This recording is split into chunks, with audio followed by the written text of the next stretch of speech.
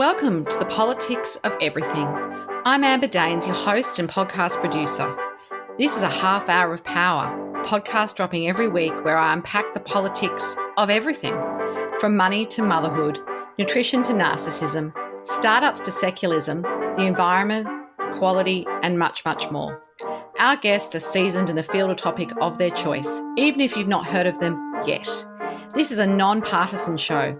So while I love exploring varied views and get a buzz from a healthy debate of ideas, this is not a purely blue, white, green program. Please subscribe, tune in and enjoy the politics of everything.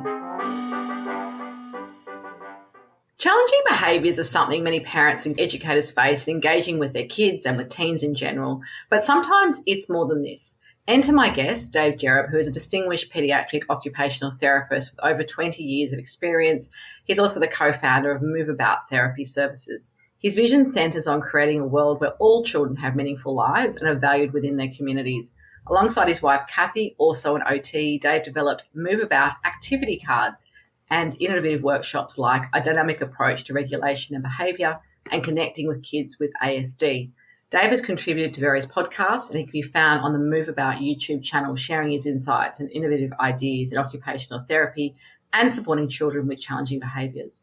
Last year, Dave became an Amazon international bestseller with his book, Challenging the Story, offering child-centred and connection-focused strategies for managing challenging behaviours, which is our topic today, and I warmly welcome him to the Politics of Everything. Thanks, Amber. Thanks for having me.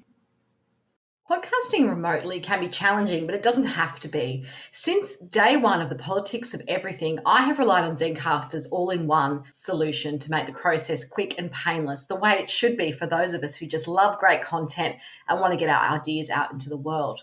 If you know me, I'm obsessed with quality in terms of my guests, my sound, and everything about my show has to be great the first time. I'm time poor. It's so easy to use Zencastr. I'm not tech savvy and you don't need to be either. There's nothing to download. Just click on the link and off we go. Zencastr is all about making your podcasting experience easy, and with everything from local recording to automatic post-productions now in their toolkit, you don't have to leave your browser to get that episode done, and done fast.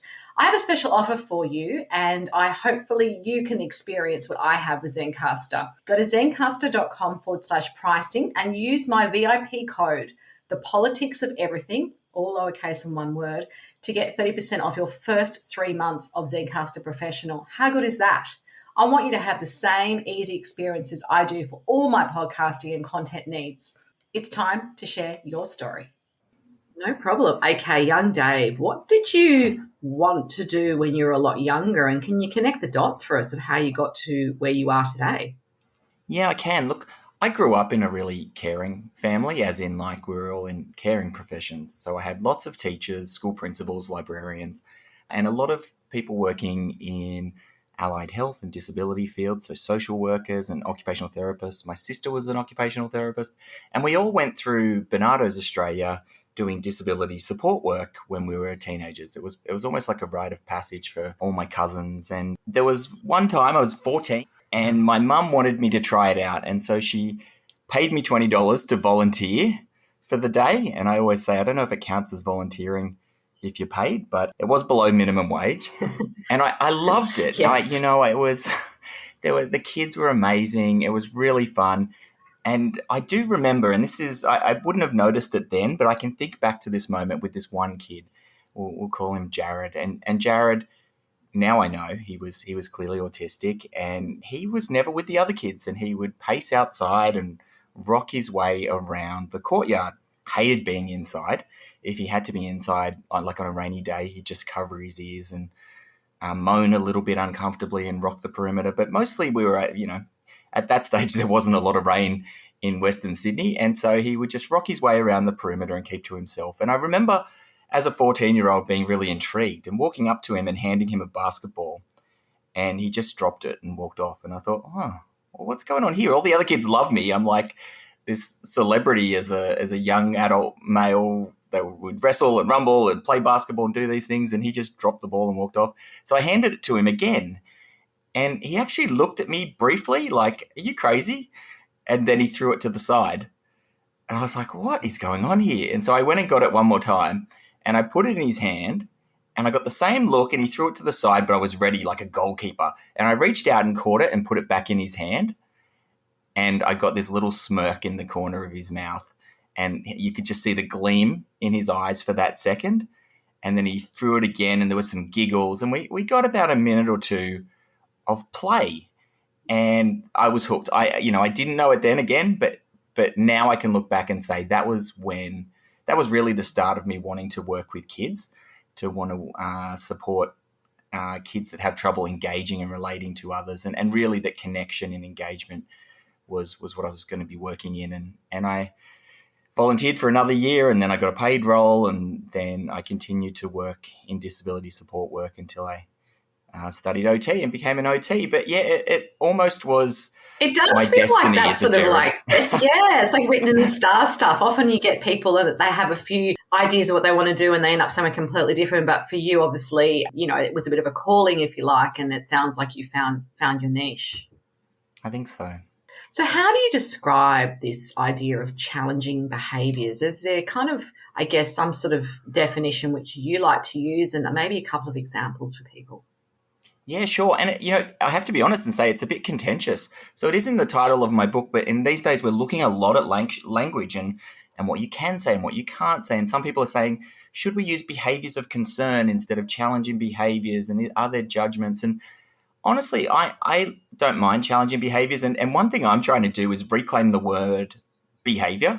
So behaviour, particularly in Australia and probably in America and other countries, it's been co-opted to mean naughty behaviour or bad behaviour. And really behaviour, the scientific definition is just action, right? It's what you do, and there's not judgment in there. And so when I look at behaviour, it's not positive or negative, it's just what you're doing. And then we can go and ask, what's the antecedent, what came before it, and what typically happens after it, and what's the profile, why is it happening? So we want to move from the what to the why, but I don't have a positive or negative associated with the word behaviour. So then when I say challenging behaviours, I mean, these behaviours are behaviours that challenge. And so sometimes I talk more about behaviours we find challenging. So then the challenge is my challenge versus the kid's challenge. But it really is about behaviours are the actions that we do. For me, it's important. Is it challenging for them? Is it impacting their daily life? Is it impacting their schooling, their friendships, those sort of things? Then it becomes important to me. Is it impacting other people's performance in those things and engagement in those things? And it is a challenge. And so if we can look at the behaviour objectively and take the emotion out of it, then that we can figure out what that what is. And then we can start to think, well, why are they doing it? And that's how I tend to talk about behaviour and challenging behaviours, or behaviours we find challenging. Absolutely. It's estimated that I think it's 10.5 million American adults, for example, living with things like ADHD. And a study that I read reported the diagnosis of ADHD in adults is now 4 times that of children. Its prevalence has definitely doubled. I mean, I know that anecdotally amongst my peers, a lot of people will talk about their diagnosis, and I'm in my 40s. It does seem that it's either been underdiagnosed in previous eras, if you like, or has there been something else that's shifted? So we've got things like ADHD, obviously got autism. There's all different sort of, I guess, ideas around what people's conditions they might identify or been identified with through medical diagnosis. I've got personal experience with oppositional defiant disorder amongst one of my children. It sort of feels like everyone's got a diagnosis, Dave. Like, what's happening here? Can you just paint us a bit of a professional landscape picture here? Yeah, well, I understand what you're saying, absolutely. I was just reading a document from the NDIS, that's the National Disability Insurance Scheme in Australia, that was talking about 1 in 5 kids in a classroom. And I thought, that can't be true. That is a big number. And as you mentioned, there are a lot of adults as well. That's a lot. Yeah. That's huge. Isn't that huge? Absolutely. Yeah. And 10 years ago, I feel like it was such a rarity. Yeah. So, like, what's going on? What's happening in the world, do you think? Okay, so you did mention sort of that. So really, there's this first piece is awareness and acceptance. It's much easier these days to have a diagnosis or to get the support you need. If you have that, it's easier for families to acknowledge that. Obviously, no, there are cultures that it's still hard to do that, but in Australia, certainly, there's greater awareness and acceptance. There is absolutely a transfer of things that used to be called something different. So, 50, 60 years ago, there was a group that was called mental retardation. Now, we would never use that term now, but there's a small population of autistic kids that would have been those kids, and other disabilities that would have been those kids. ADHD kids in our day, they were starting to get that label, but they were just called naughty, right? Or hyperactive or whatever it was, but they weren't given that label. Now we have this awareness that these things there's this neurodivergence where people are stepping out of, the sphere of what is more typical across the span of neurodiversity. And so that awareness and acceptance means that we're able to, find those labels that fit to help people understand what they're doing. There are other things as well, though. I think the funding is a big deal. And unfortunately, for a while, I was wondering about that. I mean, I think in Australia, that seems to have been, and that's obviously under the spotlight in the conversation of NDIS, that's under the spotlight at the moment. There's a lot of media articles and in investigations and things happening at a government level to see, how that system has either helped or hindered people who need that kind of support. Yeah, and absolutely. And so it has made, funnily enough, the funding has meant that costs have gone up. It costs a lot more to get things like therapy and those supports. So if you don't have that diagnosis, it can be a lot harder. NDIS is not meant to be about the diagnosis, but it tends to be. And so people get the diagnosis. And I think people found that, I think the autism diagnosis tended to work better than other ones. And so for better or for worse, people were steering towards it. Well, for worse, to me, I think I'd rather focus on the functional challenges kids have. Exactly. Wouldn't you rather have a diagnosis that's fit for purpose, if you like? I find that 100% you would. And again, in that same NDIS document, they were noting this, and they were talking about a case example of a mum who had a kid with ADHD and presented the functional challenges he was having and didn't get funding, and then got an autism label, presented exactly the same paperwork and got funding. And that's just not okay. But that is one of the reasons these things are happening. And then there's some other ones that I think people go, oh, yeah, of course. Technology, lots of screen time and social media for the teenagers and adults, I think, are really hitting those dopamine receptors and making us need that instant gratification. And certainly it happens to me that I can't just stand in a bank line without pulling out my phone and looking at it. So those things, I think, are impacting our attention and ability to focus.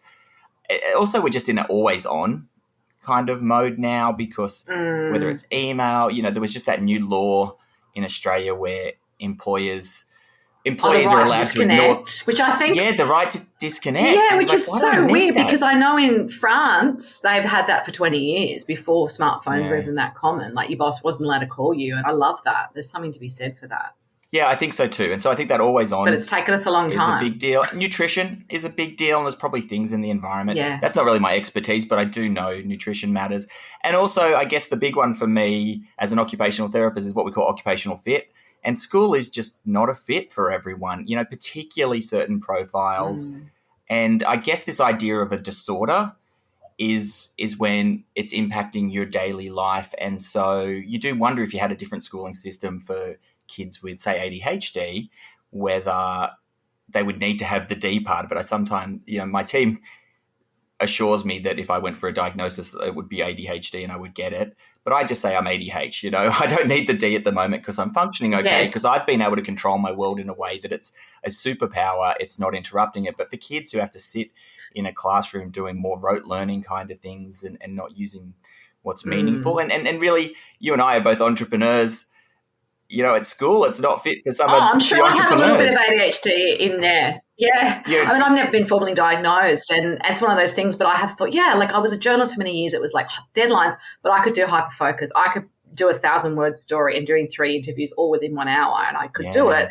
And then I'd sort of have to regroup and have, the rest of the day off kind of thing. And that's just always been how I've operated. And I've never really felt like it's held me back, but I've also found and aligned myself with work and work patterns which suit that, if that makes sense. Yeah. I've never tried to, suddenly work in an environment where I have to sit at my desk for 10 hours a day. Absolutely, it makes sense. And I think that sort of that intensity that you and I seem to like in our work, things, in classrooms, if you're a disruptor or if you think outside of the box or go off script, that's really frowned upon. But in the business world, if you're a disruptor, you're a game changer. at school, if you get others to do your work, it's called cheating. In the business world, it's called delegation, and you're a good manager. So some of it is about the fit for what the setting is, and that's harder for kids as well. But awareness and acceptance is a big one. It is. And I think that's an important part of, I guess, the whole puzzle, because I guess you're dealing a lot with children and kids and teens, and they are in a schooling system, which I often think is highly feminized as well. The sit still, don't talk, we're doing this thing now, we're not going to move until we've done all the other stuff, can be very challenging for kids. And as I alluded to, I've had a child who was diagnosed, I think about 8 years ago, he's 15 now, with, oppositional defiant disorder, but not linked to ADHD or anything else. It's been very baffling and challenging because, we had to go through that kind of whole long cognitive therapy process. There was no magic pill, if you like, and no medication can be important, and I'm not downgrading that, but we really had to recalibrate. And of course, then there's the hormonal surge, which he went through a couple of years ago, and that even got worse. And I remember just being quite devastated hearing, he won't grow out of this. This is not a phase. This is who he is. And it's just really, it can be challenging on the whole dynamic. So when you work with families in your practice, is it medication that's part of that solution as well as therapy in tandem? Like, what does the OT landscape look like with what you're dealing with? Yeah, sure. So OTs don't prescribe meds, so that I don't have to make that decision. I'm not opposed to it, but I would generally love to try other strategies, nutrition, sensory-based supports, relationship-based supports first. When I'm looking at therapy with kids, I'm always thinking about treating the person first, not the diagnosis. The diagnosis may be relevant and sometimes can be give you really important information about the approaches that work with that particular person or profile.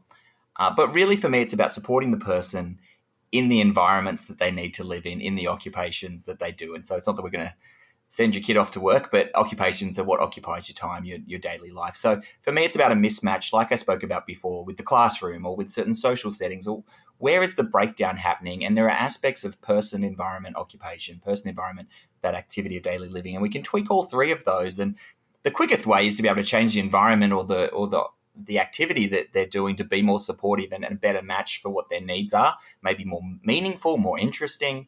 But the long-term benefits to be adaptable across all settings are about supporting that person to improve in the areas that they struggle with, and whether that's regulation, whether that's problem solving. So regulation is about calming down or waking up to be able to meet the needs of the task in front of you, being able to weather challenges without having a meltdown, being able to problem solve to get through things. They might be things that we're working with someone who has ODD or any of these other diagnoses we speak about. It's really about supporting that person to grow in their own developmental profile so that they can better fit in these activities of their daily life and social settings as well. And I think the challenge sometimes, Dave, is it's like the world can't always bend to you, right? Like I think sometimes in a school or educational environment, maybe they'll let you sit away from a group if you're easily distracted, or they'll kind of change the task because you can't concentrate for long periods or sit still. But often as we get older, there are times, you have to sit still on a plane for safety reasons, for example. And there are things which, I guess are non-negotiable in that. And so like, I love how you talk about that kind of, equipping the children and empowering them, because life is about ups and downs and not about the world bending to you. And I think sometimes that's probably missing in some of the more modern parenting discussions, with this idea of individualism is great, but we have to function in society. So how do you work with children and families to equip them long term? Yeah, I think it's a bit of it sounds like, I know you talk about that today, that's how people are thinking about it. It's a bit of a pendulum, right? Because before it's all about the kid, and behavior management was about the child changing and they have to deal with the setting they've got. Now people are a lot more accommodating and wanting to think about, well, how do we be more supportive? And I do think that is more neurodiversity affirming. They would talk about, how do we accommodate for this child in this setting? How do we help the world be more accommodating to people with differences? And I think that's important. Although when I'm talking to a parent, they want their child to be able to be successful and happy today, not in 20 years when politics change. And so we'll keep pushing for, more flexibility in the world to be able to accept people with differences, but also let's equip these kids by looking at what's their developmental profile, what are their strengths and challenges, and what are their interests, and how can we use those to build capacities in the areas that are tough for them. And so it really is individualized in our work. So there's not a ADHD program or an autism program or an ODD program. It really is Johnny comes in, he has this profile. Here's what the goals are for him and his family.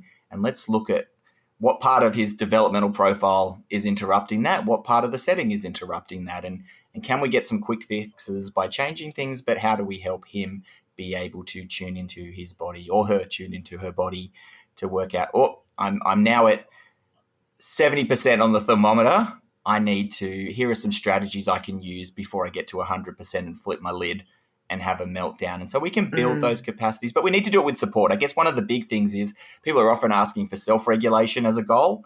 And that's, the kid to be able to calm themselves down is really what people are asking. And what I say is so co-regulation comes before self-regulation in development. A baby can't self-regulate. They need the caring mum, really, to start. And the reality of it is we all co-regulate. Yeah. We all co-regulate or co-dysregulate throughout time. And for a kid, the brain, the part that really is involved in self-regulation, that frontal lobe for executive functions, aren't fully developed till 25 to 30. And so I sometimes say, self-regulation isn't the goal here. It's co-regulation or self-regulation with support, but it can't just all be on the child. So it is about us as adults supporting the child to develop those capacities. And you're right, there's not a teacher or an aide or someone with them when they're in the shopping centre, and when they're out on the playground, we need to have strategies. But there are things that we can do as a community to help that too. But build capacities, support them where they're at as well. It's all those things. Changing tack a little bit, what's a current tool, app or life hack, if you like, that you're enjoying, and how is it helping you either in business or life? Yeah, this is particularly for the allied health professionals. There's a program called Everbility, and so it's created by an OT and her partner, who I guess is in IT, an OT in IT. He's a coder, and basically they put together a program where they feed ChatGPT into it. They feed in information from the NDIS, and then they've put the privacy filters in there so that it meets the standards for APRA, which is our Australian regulation body, and HIPAA, the American one. So it's like using ChatGPT to write your notes, your documentation, your reports, but it has the right privacy filters to protect the families that you're talking about. And it's just documentation is the bane of our existence as health professionals. We get into the profession because we want to help people, we want to spend time with people, we want to connect with people. And I don't know very many people that like writing reports. And so this doesn't make things up for it, but we can feed the information in, and it can help with grammar, help with formatting. It can give suggestions of what we might have missed or what we need to improve. And so it is a really great piece of software for therapists to be able to speed up something that we don't particularly love. In my personal life, I'm really having fun playing with ChatGPT, and Midjourney to create images is a really fun one as well. So, that's good. Yeah, it's good. And I think they're fun tools. I must say, I try not to sort of make it lose all my creativity and original thought, but I think they can help, speed things up and automate certain aspects of most of what we need to do in life. Definitely. I think it's like if you've got a research assistant or if you've got a student with you, it can do a lot of the work, but you've got to put the finishing touch, kind of like a master chef comes in and does the plating up and gives the recipe. Then the people that work for him goes and whips it up, and then he does the finishing touches. And you do need to do that. You need to make sure you're giving it the information and fine-tuning it. Excellent. Your biggest life lesson today, and why has it been important to you?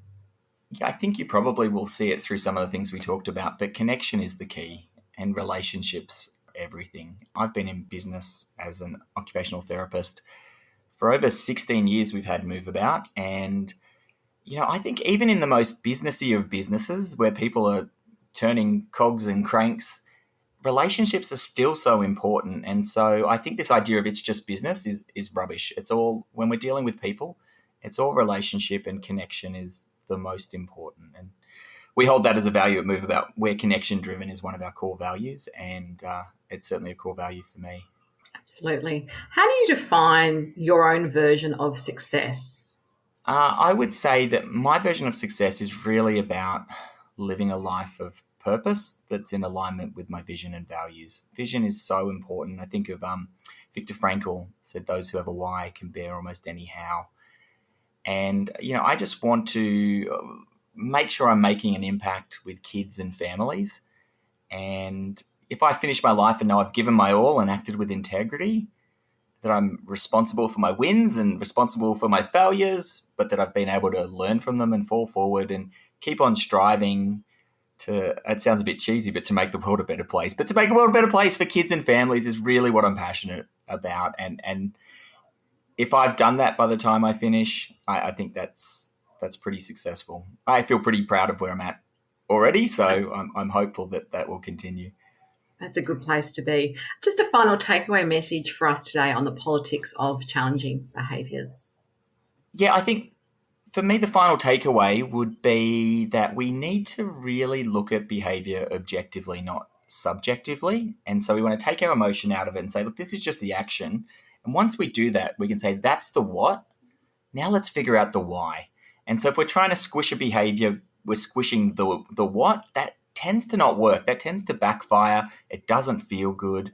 But if we can go, well, why is that happening? Is this kid wriggling all over the place because actually they need a movement break? Are they wriggling all over the place because we just had a whole bunch of sugar beforehand, or because they're anxious about what we're doing?